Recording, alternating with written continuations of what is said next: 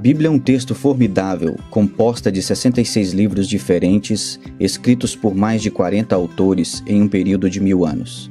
Não é apenas uma compilação de um grupo de histórias diferentes, ou um manual de autoajuda ou até mesmo um livro devocional. É uma história coesa de Gênesis ao Apocalipse, a história da glória de Deus. Vamos ver essa história. No princípio, Deus criou todas as coisas para a sua glória. Como coroa da criação, ele fez o homem para que Deus pudesse compartilhar a si mesmo com outros. Ordenou para sermos férteis, multiplicar e encher a terra com a glória de Deus. Mas o homem decidiu não confiar em Deus e que ele estava escondendo alguma coisa de nós.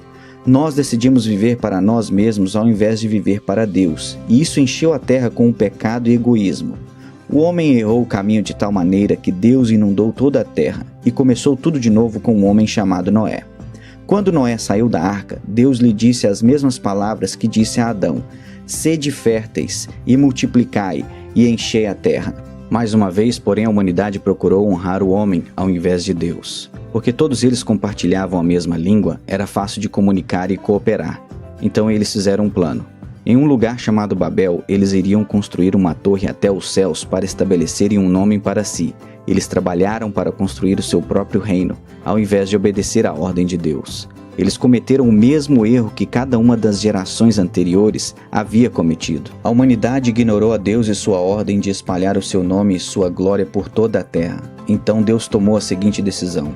Ele confundiu as línguas das pessoas para que elas não pudessem mais facilmente comunicar entre si. Naquele momento, Deus formou a diversidade entre tribos e povos do mundo. Assim, diferentes grupos de pessoas se espalharam para o norte, o sul, o leste e o oeste. Dessas nações, Deus escolheu um homem chamado Abraão e fez uma aliança com ele. Deus disse a Abraão que ele iria abençoá-lo e todos os seus descendentes, transformando-os em uma grande nação que iria abençoar todas as outras nações. Deus eventualmente nomeou esta nação Israel, e ele começou a demonstrar sua glória através deles de muitas maneiras. Deu-lhes um conjunto de leis para viver de modo que eles poderiam ser separados, vivendo uma vida santa diante de todas as outras nações. Ao fazer isso, eles se tornariam um sacerdócio real, mediando entre Deus e o homem. Obedecendo seus mandamentos diante das nações, Israel iria encorajar e incentivar as pessoas a amar a Deus e amar os outros. Deus também deu a Israel um lugar geográfico especial sobre a terra,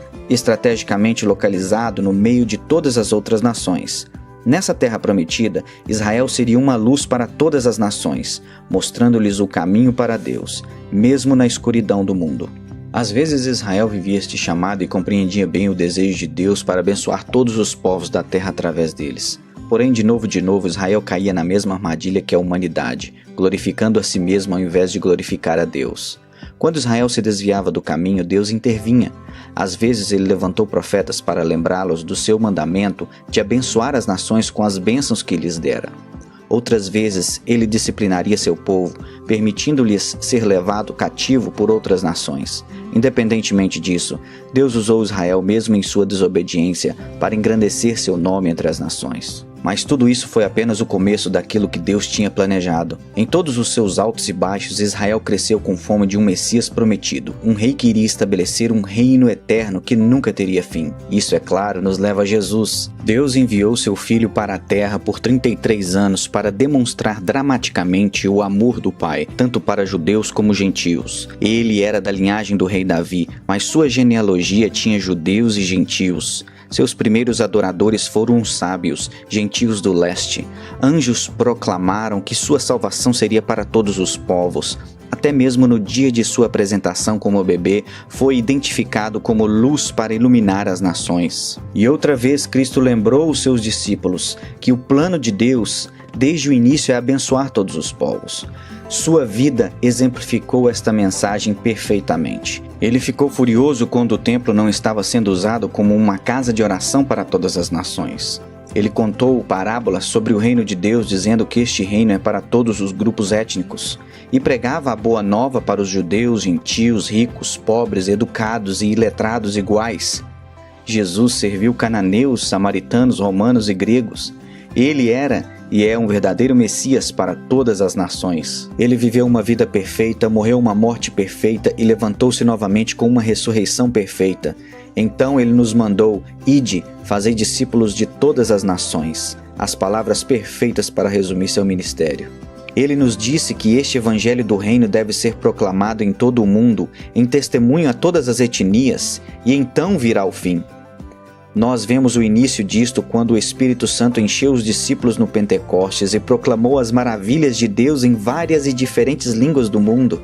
Também a continuação quando Cristo chamou Paulo e outros apóstolos para pregar o evangelho aos gentios. Ele continua até o dia de hoje. Estamos à espera do fim que vemos em Apocalipse, quando o Cordeiro de Deus adquiriu com o seu próprio sangue cada nação. Essas pessoas vão formar uma multidão que ninguém pode contar, de toda tribo, língua, povo e nação, dizendo: a salvação pertence ao nosso Deus que está sentado no trono e ao Cordeiro. Essa é a história da Bíblia.